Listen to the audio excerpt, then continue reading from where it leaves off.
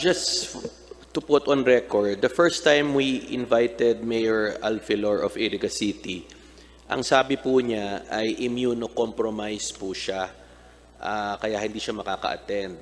However, this committee decided that her reasoning is not enough, so nagpunta po siya dito, and I would just like to refresh, during our last meeting, Mr. Chair, humingi tayo ng certification that she is immunocompromised. However, in her letter, sent through her lawyer, hindi po siya. If I may read, sabi niya, ng lawyer niya, the medical certificate which you required was already secured by our said client to indicate that our client is in good health, walang sakit, and not immunocompromised.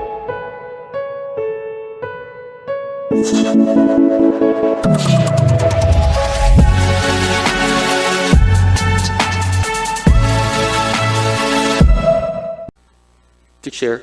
Yes, Deputy Speaker Villafuerte. May we ask the Secretariat who among the officials of Iriga City were invited and who among them are here or absent? Comsec, sino po ang mga hindi pumunta sa ating imbitasyon, Comsec?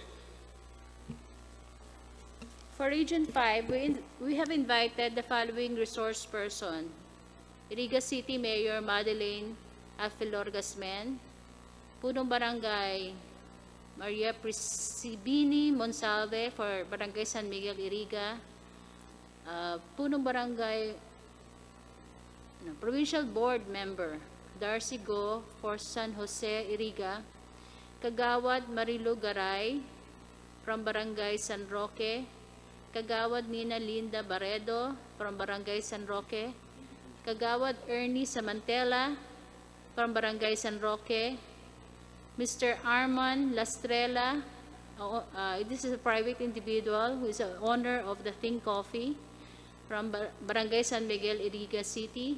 We also invited the Chief Social Welfare Officer for Iriga City, Ms. Maridel Berosa, and Ms. Mercedita Balang, also social worker for Iriga City. May I inform the committee that we have received a letter from the Law Office of Escobedo and Pulgar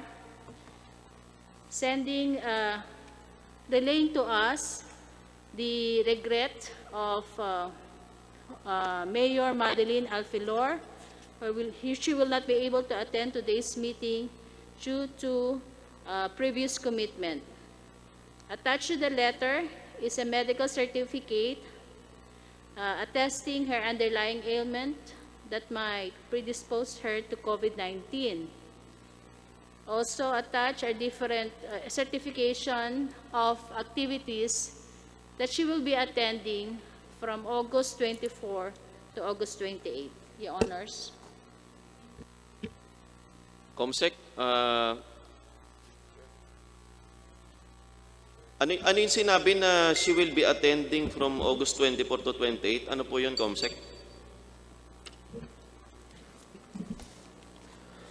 Attached to her letter, Your Honors, Ano nakalagay, Comsec? it is stated in paragraph 4-5 that, and I quote, being a local chief executive, Kay Mayor po galing yan, kay Mayor. the letter came from a law office representing the mayor. Okay. Hindi na rin kayang sumulat ng Mayor, kaya yung abogado na yung sumusulat, Comsec? Well, it is stated in the first paragraph that the law office is writing in behalf of their client, Honorable Madel Alfelor. Mr. Chair. Yes, Deputy Speaker Villafuerte. Just to put on record, the first time we invited Mayor Alfelor of Iriga City, ang sabi po niya ay immunocompromised po siya, kaya hindi siya makaka-attend. However, this committee decided that her reasoning is not enough, so nagpunta po siya dito, and I would just like to refresh, during our last meeting, Mr. Chair, humingi tayo ng certification that she is immunocompromised. However, in her letter, sent through her lawyer, hindi po siya, if I may read, sabi niya, ng lawyer niya, the medical certificate which you required was already secured by our said client to indicate that our client is in good health, walang sakit, and not immunocompromised. So, Mr. Chair, the client, the Mayor Madel, is in good health, it's not immunocompromised. Her reason for not being here is busy raw siya from August 24 to 28. I think that's not acceptable because while officials of the DSWD are here, mas busy po ang DSWD because officials are attending nationwide. So, Mr. Chair, since we have given her an invitation together with some officials of the of the city of Iriga, and they did not honor our invitation, may I request and move that this committee already issue a subpoena to her for our next meeting, Your Honor, and hindi na siguro acceptable yung rason niya na busy po siya, Your Honor.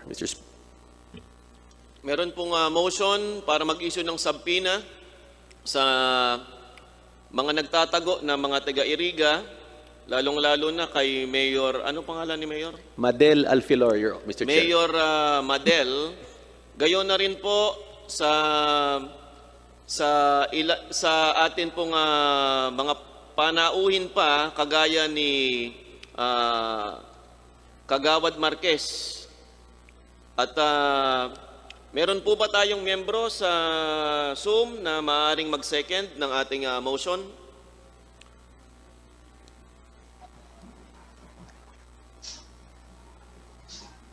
Comsec? Second. Ayun, may nag-second po. Second. Nag-second.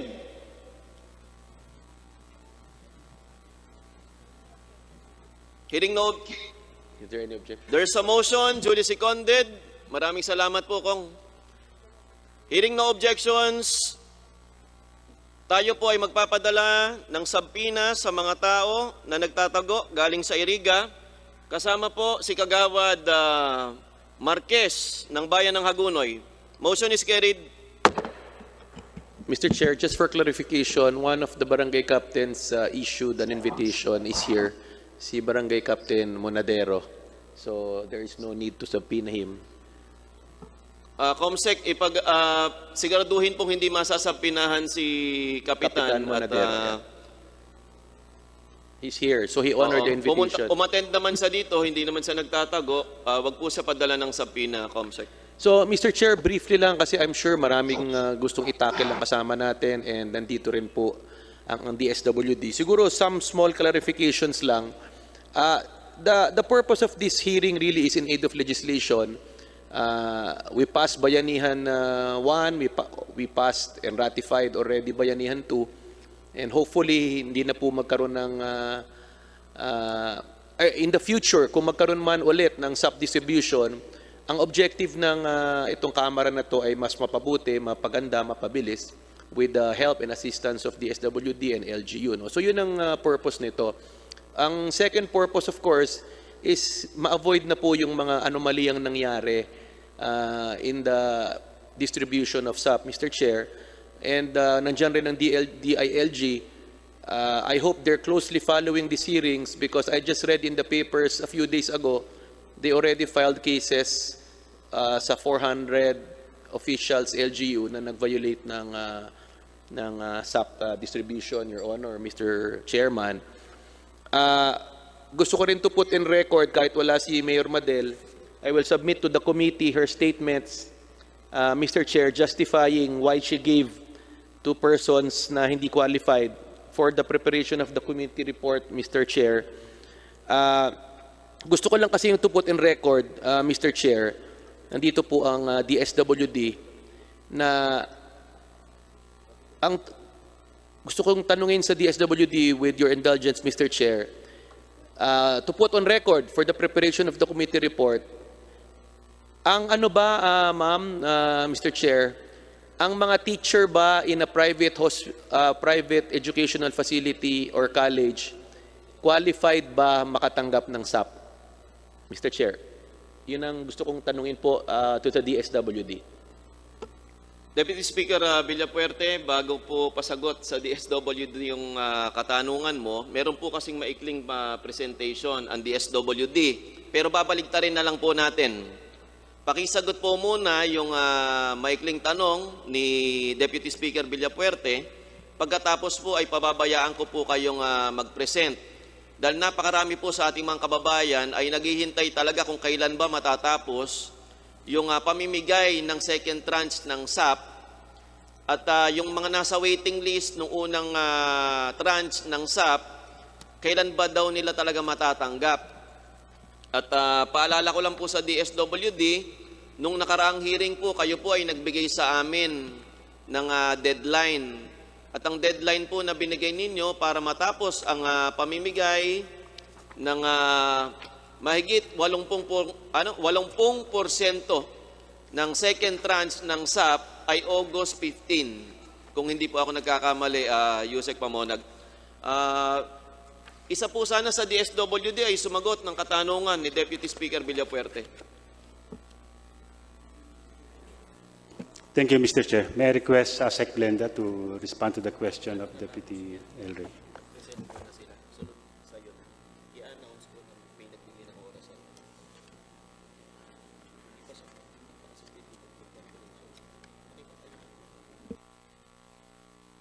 Sec. Glenda.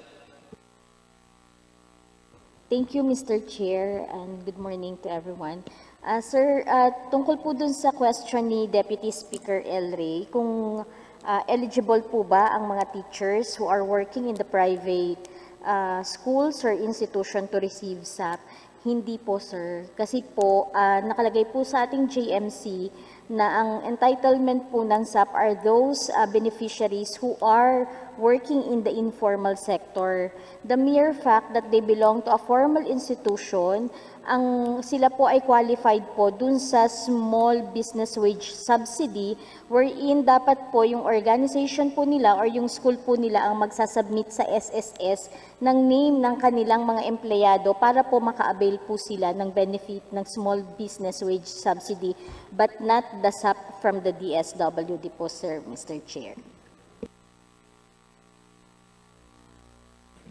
Thank Maraming you. salamat, Sec. Glenda. Deputy Speaker Villafuerte. Thank you, Sec. Glenda. I will do follow-up later. At just to put on record, malino naman talaga sa joint circular na hindi talaga pwede. At pwede silang mag-avail dun sa small business wage subsidy or yung dun sa camp ng DOLE. But definitely, clearly, categorically, hindi po talaga sila qualified ng SAP. Thank you for clarifying, Sec. Glenda, Mr. Chair. Maraming salamat, Deputy Speaker Villafuerte. Ngayon po ay bibigyan po natin ng panahon, maikling panahon. Ang pangako po sa akin ni Yusek Pamonag ay 3 minuto para po mag-present ang DSWD ng porsento at bilang ng mga pangako nila dito sa committee ito na kanila nang natupad at patuloy na binabantayan ng Blue Ribbon Committee. Yusek Pamonag. Thank you, Mr. Chair. Before anything else, may I greet and acknowledge, of course, our committee chair, Representative Jose Antonio C. Alvarado. May I also greet our Deputy Speaker, El Rey Villafuerte. Sa ating mga kongresista who are joining us through Zoom at sa ating mga kababayan, isang magandang hapon po sa inyong lahat. In behalf of the Secretary, Secretary Rolly Bautista, who is now in Masbate, doing some DSWD-related activities. I would like to thank this committee for giving us, once again, this opportunity to apprise all of you and our kababayans on the most recent update on the second tranche of distribution of SAP. Joining me in this meeting are officials from DSWD, led by Yusek Ibinori and Yusek Fel Budjongan. Others would be joining us, especially the RDs, would be joining us through Zoom. May I request to show the first slide?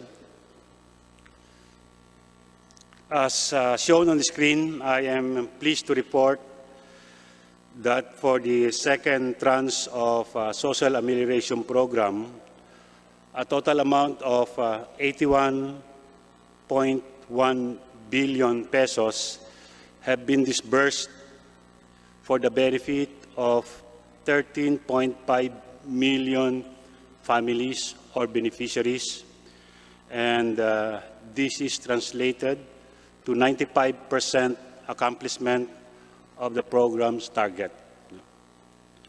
And I would like to say that we are optimistic that we would be able to serve all our eligible beneficiaries in due time, as the necessary documentary requirements are now being processed for the subsequent transfer of funds to our beneficiaries through our FSPs and through direct payouts. I would like also to inform you that the DSWD is constantly coordinating with our local government units, our LGUs, our financial service providers, the Armed Forces of the Philippines, the Philippine National Police, and all our partners, providing many types of supports in every step we make. And we would like to assure this committee and our kababayans that the DSWD remains steadfast and committed in delivering the emergency subsidy in the soonest possible time. So having said that, Mr. Chair, if you would allow me, I would like to request Undersecretary Attorney Amy Neri to present the digital payment scheme which we are employing at the DSWD. With your permission, Mr. Chair. Yusek Amy. Thank you, Mr. Chair. Good afternoon to the honorable members of the House of Representatives and co-public servants. I would like to share to you a few slides on the first slide. Updates on the digital payment, Mr. Chair. Before I provide and discuss the updates, let me share to everyone the benefits of the digital disbursement of social payments through this slide. As can be seen there, the digitized disbursement has been aiming at a more inclusive financial integration and means for the individuals. In 2019, Mr. Chair, there were only 29% of adults owning accounts, and the rest has no means to access this option as they lack documentary requirements, lack of financial capacity, and some reported that the opening of account is not that easy, Mr. Chair. With the implementation of Tranche 2 through the financial service providers, Mr. Chair, based on the record of the Bangko Sentral ng Pilipinas, the program has financially included more than 10 million new account holders coming from the country's most vulnerable. This means, Mr. Chair, that the beneficiaries can now enjoy an account where they can save, send, or receive remittances, receive future social payments directly and easily, access other services through credit, and even engage in what we call economic activity, Mr. Chair. So the beneficiaries can now finally and truly take part in what we call digital economy. So the beneficiaries through this program were able to address the barriers that 70% of Filipinos adults face, which is the reason why they don't have accounts, Mr. Chair. So with these more than 10 million account holders, we hope that there would be no other hindrances in the future should there be social amelioration program in the future, Mr. Chair, considering that they already have their existing accounts. Next slide. As you can observe, out of there are 7.8 million plus shared to the 6 financial service providers, Mr. Chair, and 6.3 million plus have already created an account.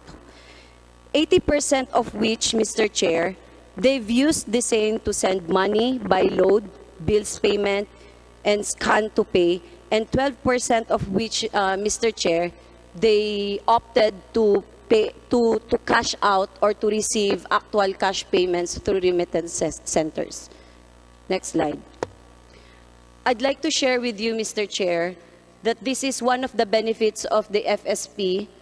The RCBC, using this CARTEC, Mr. Chair, the ayuda that was received by certain Bekia of Naik Cavite was able to convert the ayuda into livelihood, establishing sari-sari store, Mr. Chair. And the FSPs were able to monitor as well, next slide, different beneficiaries making use of the ayuda to convert the same to businesses, Mr. Chair. Apart from the digital payment and remittance centers, Mr. Chair, the FSPs also went out of their way to conduct house-to-house payout in coordination with our field officers, social workers, Mr. Chair. This is an example of the ayuda that was delivered directly to the house in somewhere in Negros Occidental, Mr. Chair. Next slide.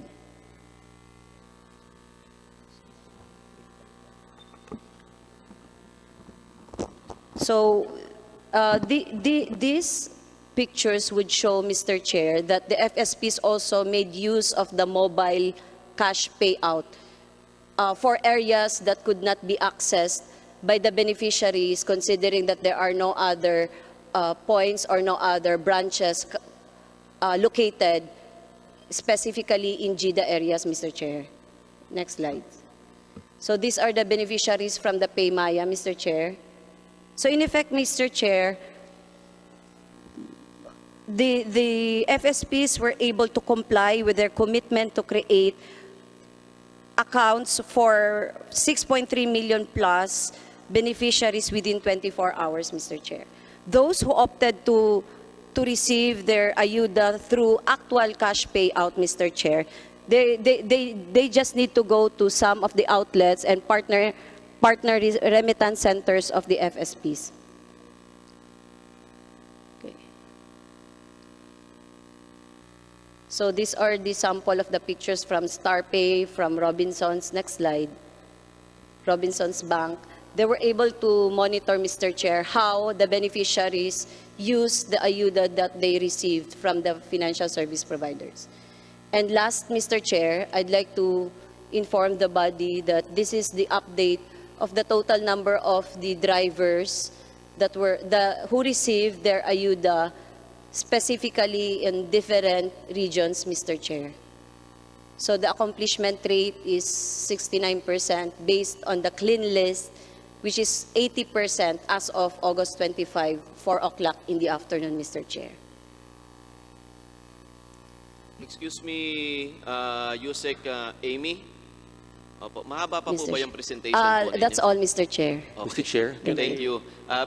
Bago ko po i-recognize muli si Deputy Speaker Villafuerte, basahin ko lang sa inyo yung ilang katanungan sa comment section natin kasi naka-live po tayo ngayon sa FB page ng inyong Kuya Jonathan C. Alvarado, gayon din sa Facebook page ng House of Representatives.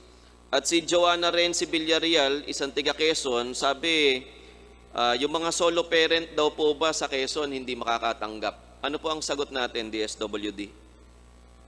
Lahatin na natin, yung sa lahat ng inabot ng, sa mga lugar na dapat bigyan ng SAP, yung mga solo parent daw po ba ay hindi makakatanggap o makakatanggap? Mr. Chair, ASEC Glenda would answer that. ASEC Glenda? Thank you, Mr. Chair. Mr. Chair, qualified po ang solo parent. So they are also considered Qualified as, sila. Qualified. Opo, they are considered as family. Ang hindi lang po talaga natin maisasama is yung living alone.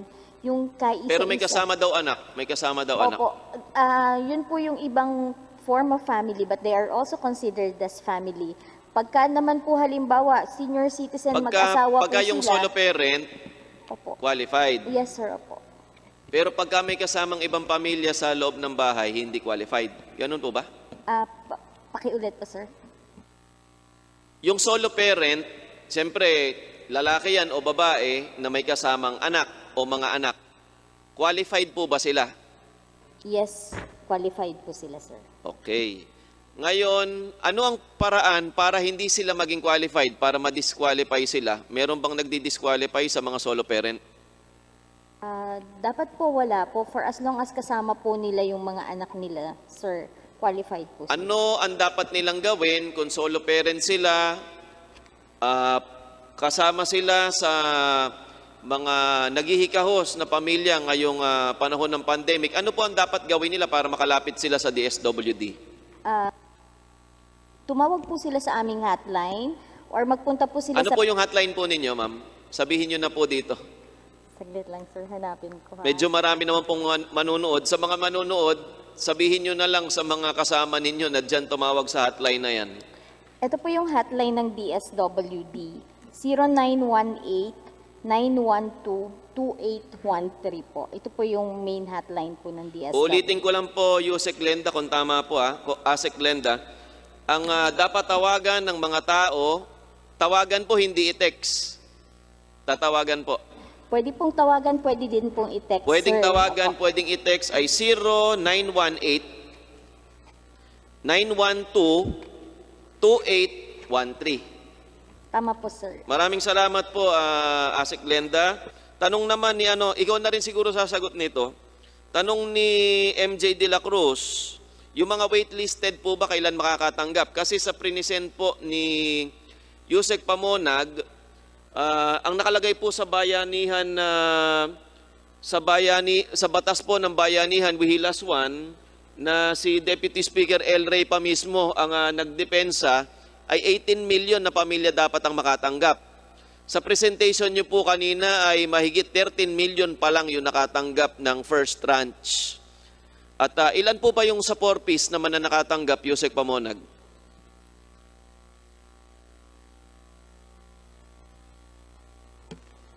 Sabi mo po sa akin kanina, mga 4 million sa 4-piece ang nakatanggap. Sa 4-piece po, Mr. Chair. Mga 4 million. 1.39 million. Ito po yung 4-piece household. Yung 4-piece, saka yung 13 million kanina, pagka pinagsama mo, Overall po, ang beneficiaries served namin as of yesterday is 13.5 million. 13.5. Kasama na yung 4-piece. Yes. Yes. Ang laki Mr. pa ng kulang, Yusek Pamonag. Yes. First tranche pa lang yan. This is for the second tranche. Yung first tranche po kasi tinatanong ko. Opo. Yung first tranche po, ilan ang napamigay na sa first tranche?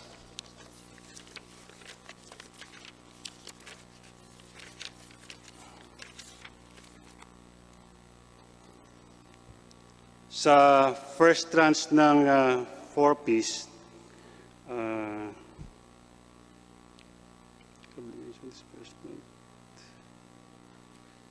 Maaari niyo pong tulungan si Yusek Pamonag.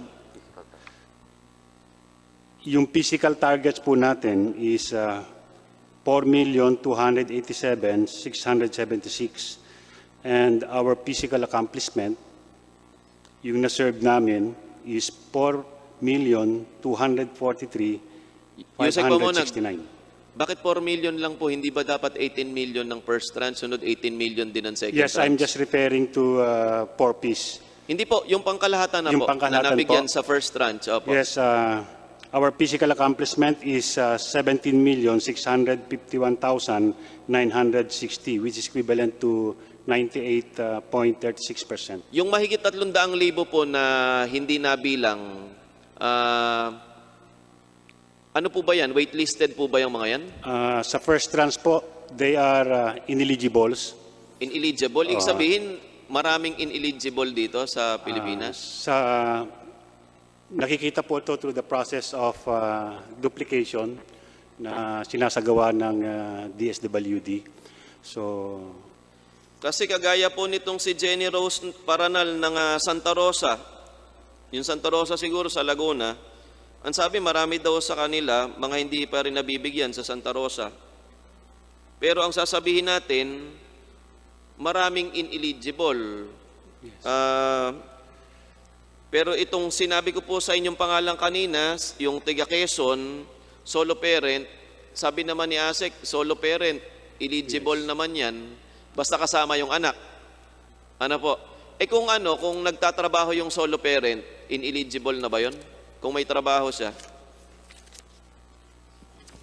Sir, kung ang solo parent po ay may trabaho at yun pong hindi po siya natitigilan ng trabaho simula yung time na nagkaroon po tayo ng pandemic. And she's earning more than the regional wage subsidy, ineligible na po sila, sir. Kung mas mataas siya sa minimum wage. Yes, sir. Opo. Pero kung minimum wage siya, eligible pa rin siya. Eligible pa rin, sir. Okay, para po maliwanag kasi maraming nagtatanong po sa atin, yung kulang 400,000 po na hindi natin nabigyan ng first tranche, saan po napunta yun? Kasi nakalagay sa batas, at sabi ko nga po sa inyo, yung katabi ko dito siya, nagdepensa nung batas na yan, malinaw na nakalagay 18 million families. Pwede mo ba akong itama, Deputy Speaker Villafuerte?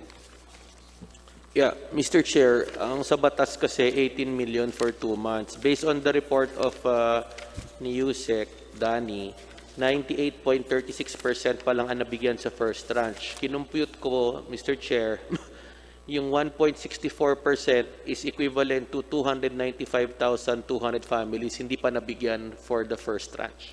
So ang tanong natin, ano nangyari dun sa 295,000 ng first tranche? DSWD? ASEC Glenda would answer that question. ASEC Glenda? Mr. Chair, ang nakalagay po sa law is around 18 million. So it might be more, it might be less.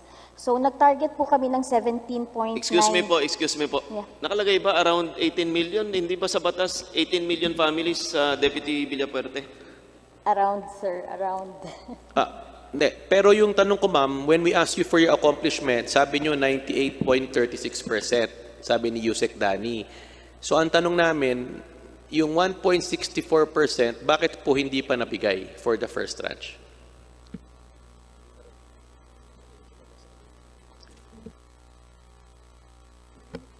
ASEC Glenda?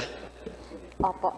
Sir, yun pong, we're still waiting po for the submission po din ng ating mga nasa DOLE and DAR. They are also considered as part of the SAP. Yun pong ating top-up for the first tranche. So they also belong. So nandun po sila sa 1% po na yun. And we find it very challenging din po with the SBWS na madami po na nakakuha na duplicate. So madami din po na nagsauli po sa amin. And hanggang ngayon po, may nagsasauli pa rin. So talagang nagka-fluctuate pa rin po, sir, yung aming target for the first tranche po. Because of those factors Mr. Chair. po. Yes, Congressman Villafuerte. Yung hotline kasi na sinabi na 0918-912-2813, denial ko po yun eh. Gusto ko lang malaman kung Sige, effective pakinggan yun eh. nga natin kung magli-ring. Ma'am, unattended tsaka out of coverage area. Paano naman matatawagan ng mga kababayan natin yan? Ayan, nakakahiya. Meron po bang ibang hotline na mas sinasagot talaga? Meron po ba tayong hotline na sinasagot talaga? Kasi nakakahiya po itong hotline natin pagka unattended, sabihin patay yung telepono. Ganun ba yun? O busy? Ano ba yung sabihin nun? Unattended, big sabihin, patay yun. Patay yun, di ba? Kasi kung busy, ang tone busy, Mr. Chair. Okay, sorry po, hindi kasi kung masyadong nagtatatawag sa Ma'am, telepono. may suggestion lang ako, Mr. Chair. Sana ang hotline yung mga 10 kasi milyon ang tumatawag dyan. Kung sabay-sabay po tatawag, baka ano po. Yusek Pamonag, gusto mo yatang magsalita, pero hindi lang 10 kailangan natin ng hotline. Kung 100 yung hotline nyo, sana 100 yung hotline nyo. Sunod, ako pa yung pinagsabi nyo ng number kanina, nakakahiya. Oo. Huwag nyo na po tawagan yung hotline, hindi pala sumasagot yung hotline. Ano mangyayari sa atin, Yusek Pamonag? I would want to share yung mga hotline numbers namin, Mr. Chair. I Sige have po, here some list. Yusek Pamonag, opo. Uh, Sa mga nanonood, burahin nyo na po yung nauna kong sinabing hotline. baka po sumama lang yung araw nyo. Ito na lang po ang testingin nyo, yung kay Yusek Pamonag. Sige. Ikaw na. Yusek Pamonag, sigurado yan na tama yung hotline na yan. Yes, Mr. Chair. Nabudol-budol na ako ni Asik Glenda kanina eh. Asik Glenda, sige. Yung totoong hotline na, please. Isa lang po yun, Mr. Chair. So here are the other numbers po. For Smart, 0947 482-2864. For Smart, Pakiulit po, Asik Glenda. for Smart po, 0947 482-2864 po. 0947 482 482-2864. Opo. So for Globe, meron po kaming 0916. Asik Glenda, pakinggan mo naman, no? Ayan na naman. Bakit ba? You have dialed is either unattended or out of coverage area. Unattended na naman. Ma'am, yung 0947-482-2864, yung po yung denial ko, unattended rin po, ma'am. Ganito na lang, ma'am. Mayroon ba kayong Facebook page na lang na pwede silang doon na lang mag-comment sa Facebook page ninyo? Yes, Mr. Kasi Chair. mukhang marami kang number na ibibigay sa akin na ano lahat, na invalid lahat yung number o patay. Yung Mr. Yusek Pamonag. Yes, Mr. Chair, thank you for that. May I refer this question to Director Boteng, who is in charge of the Operation Center. He is the one managing all the hotlines, and he can share his views via Zoom. May I request Director Boteng? Pakiusap po kung ano po yung sasabihin nyo, siguraduhin nyo po na gumagana. Kasi kawawa po yung mga kababayan natin, magsasayang ng oras, pero unattended lang yung maririnig, Director. Director?